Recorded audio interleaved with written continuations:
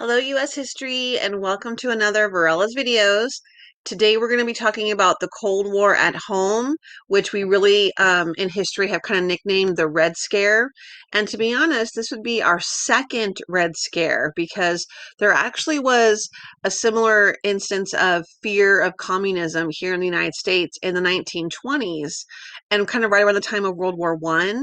And then here we are in the 1950s having it happen all over again. So here is the Cold War at home. The first two slides I'm going to have you just read because it's actually copies of two very important amendments. So just read this.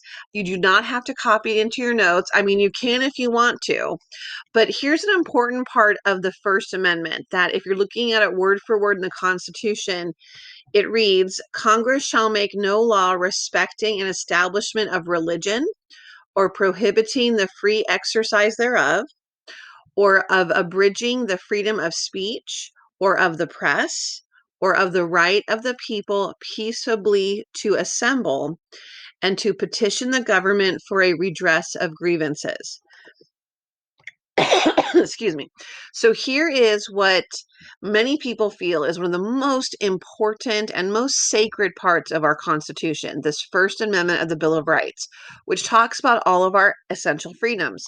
Press, freedom of religion, from religion too. Therefore, you can choose to believe or choose not to believe. The government cannot force a religion on you.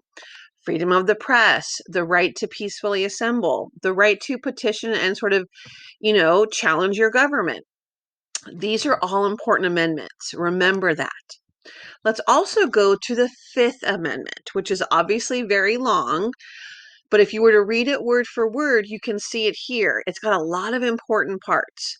No person shall be held to answer for a capital or otherwise infamous crime unless on a presentment or indictment of a grand jury.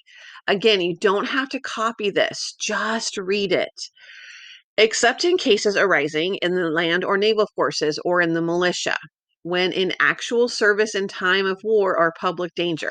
What that is saying is that you cannot be put in jail unless you're waiting for a trial to happen, but you do have a trial coming. There has been evidence presented against you, and the only exception might be with the military because they kind of have their own rules. Nor shall any person be subject for the same offense to be twice put in jeopardy of life or limb. So no double jeopardy, meaning you can't be accused of the same crime in the exact same crime. So if you commit a crime twice, that's different. But once you're found innocent of a crime, that's it. Unless you commit that same crime again, that's a different story. Nor shall be compelled in any criminal case to be a witness against himself. So therefore, you cannot be forced to testify. That's why in movies, you always hear someone say they plead the fifth. They don't want to, you can't make someone say they're guilty. Nor be deprived of life, liberty, or property without due process of law. Nor shall private property be taken for public use without just compensation. So basically, if you are going to be put in jail, you're supposed to follow what's called due process of law. That is our true legal system. And obviously, we can argue that maybe our legal system doesn't treat everyone fairly. That's definitely a subject up for debate. But the point is, if you're looking at the law, everyone is entitled to these protections. Okay, so here's where our notes can start. What is happening here in the United States? The Red Scare, and this would be a really good definition, something I might put on the test. The fear that communists, both outside and inside the United States, were working to destroy American life. This is a real thing. And people get so scared that there have been communists infiltrating our daily lives that they almost become paranoid. And when they're paranoid, you're not using your best judgment. So President Truman is going to help create what's called a federal employee loyalty program. And basically, this was something to the effect that if you were going to work for the government, you had to sign an oath saying that you were loyal to the United States. So some people say, well, what's the big deal? I mean, this is where we kind of come back to that First Amendment. Some people argue, well, why shouldn't you be loyal to the government if you're going to work for it? I kind of agree with that. But at the same time, should I be forced to sign my name on something where is it really your business? What I think inside my mind is kind of where this comes down to. And this is really a very touchy subject for many people. Plus, early on in the 19, we're going to have another act called the Smith Act, which also might pop up on your test, which actually involves people like me as teachers. It made it unlawful to teach or advocate the violent overthrow of the US government. Now, I'll be honest, I love this country and I feel like I'm a very patriotic person. So I would never want you to overthrow or advocate you as my students to overthrow the country.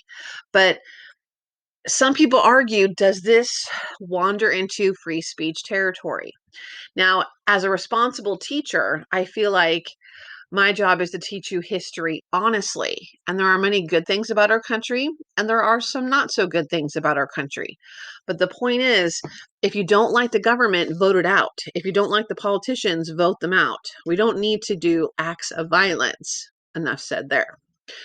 Okay, so what's going to happen is that we're going to start to see some interesting propaganda develop. So here's a cool poster. Again, just look at it where it says, "Is this tomorrow? America under communism." And you can see our flag is burning and people are shying away from the flames. So this idea that if we were to fall to communism, our country would be destroyed. Then we have one of my favorites. "The Red Menace is real. Report all suspected communist activity." These are posters, these are propaganda posters that would be put up like flyers looking for a lost dog. And they were everywhere in the early 1950s because Americans became convinced that there are communists hiding, and red implies communism, and that they are going to take over our country and they are going to overthrow our government and they're going to bring us to World War III. And this fear was so real. So our government gets involved, and I want you to remember this abbreviation, HUAC. It's the House Committee on Un-American Activities. So sometimes it's called the House Un-American Activities Commission, depending on where you're reading it.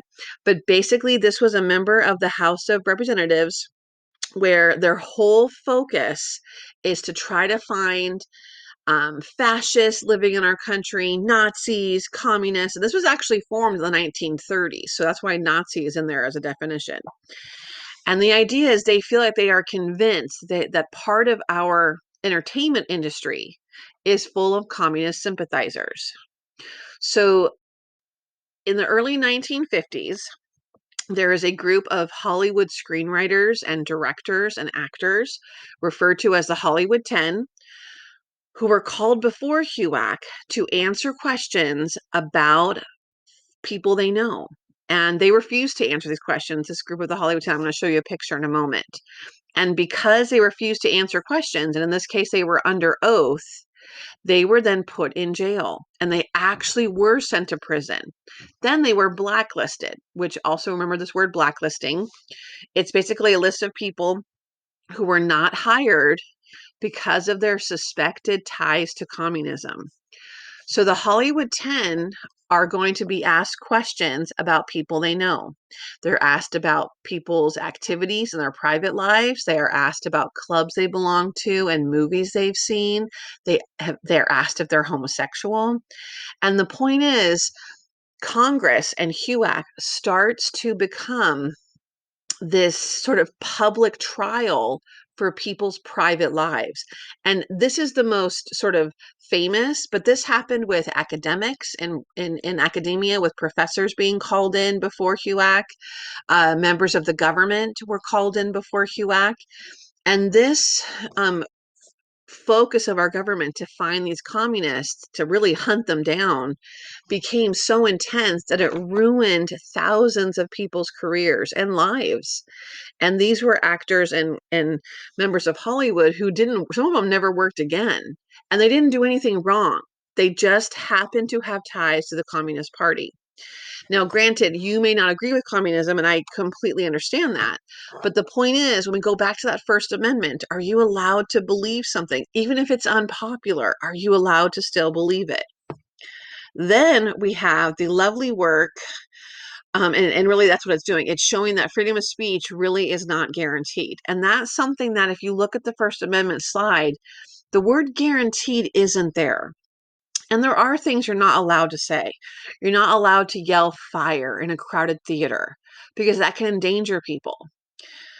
We won't go into specific discussions of inciting people because obviously that's not the topic of the day, but freedom of speech is not maybe always guaranteed. Just remember that. So here's a picture of the Hollywood 10. And some of these writers in particular, like Dalton Trumbo right here, there's a really great movie called Trumbo on him that has Bryan Cranston in it. They will go on to work under pseudonyms. They will write and direct under different names because their names are so blacklisted for decades after this. And we also, at the same time, do have some legitimate spy cases that happened, which did not help stop the Red Scare in any way. One of them is this man here. His name was Alger Hiss. He was a member of our federal government. I believe he worked for the State Department, and he was accused of being a Soviet spy. And another coworker came forward with actual evidence. He actually hid evidence in a pumpkin patch, believe it or not, that showed film and documents that were smuggled out of the State Department that Alger Hiss apparently was going to give to um, Soviet spies to send to Moscow. And eventually, Alger Hiss was convicted of perjury, and he only served a couple years, but he was never convicted of espionage. But his accusation is actually what's going to spur this fear that there really are communists working in the government. Then we have the case here of Julius and Ethel Rosenberg, which were a couple from New York that were accused of sending atomic bomb secrets to the Soviet Union. And the sad part about this case was that they were arrested in 1951, I believe, and they were actually kind of Ethel's brother was arrested and basically said that he kind of sold them out and said that they were the ones that kind of recruited him. In the 1950s, they were actually found guilty of espionage, and both of them were electrocuted in 1953. And they were the first civilians executed technically during a time of peace for espionage. So they both died. They left behind two young sons. They were 37 and 35, I think, when they were killed. Um, I did a paper on the Rosenbergs when I was at UCLA, and this was in the 90s. And my research at the time was kind of pointing towards their innocence, that maybe they were caught up as victims of this Red Scare, that they were considered communist sympathizers because they had one time belonged to the Communist Party. But since the fall of the Soviet Union in the late 1990s, many evidence has come forward, and Soviet codes have been decoded and encrypted, or encrypted codes have been decoded, that they actually probably were guilty. So in this case, the Rosenbergs probably really were spies. But these cases did not help weaken the Red Scare. In fact, it actually furthered it. So who's the guy behind this? This man here, Joseph McCarthy, also known as McCarthyism. Remember that. Joseph McCarthy was a senator from Wisconsin. And basically, he's going to become super famous by holding up a piece of paper and he says, I have a list of American government employees who are communist and that they are going to work to infiltrate our government. I have a list. He kept shouting that. And naturally, if someone yells they have a list, my first question is, okay, can I see it? But he never shows his list and instead uses groups like HUAC to continue to bring employees and people, innocent people really, before Congress and publicly testify on TV about their private lives. So when you think of McCarthyism, here's a really good definition, possibly on your test. a negative catchword for extreme reckless charges of disloyalty. McCarthy had no evidence. He honestly was a publicity freak. He wanted to be famous, and he became famous for about 4 years. And the source of his power is the media. He used the media like a pro, and he was super popular and super famous. He also was basically lying. And he has the nation's attention for about 4 years until he starts to kind of realize his popularity is dipping. So he then comes up with a new list. He has a list of communist members who are working and who are spies that are in the US military. And the mistake he makes here, McCarthy, is that he's accusing the military and members of the military being communist when our next president is going to be Dwight D. Eisenhower, famous general from D-Day in World War II, who says, "You are not going to attack my military. Let me see that list." And that's when McCarthy finally backs down. So it took the work of basically a new president after Truman to get McCarthy out. And then he eventually sort of fades away. But the damage is done because when he attacks the US Army, it's pretty much over for him.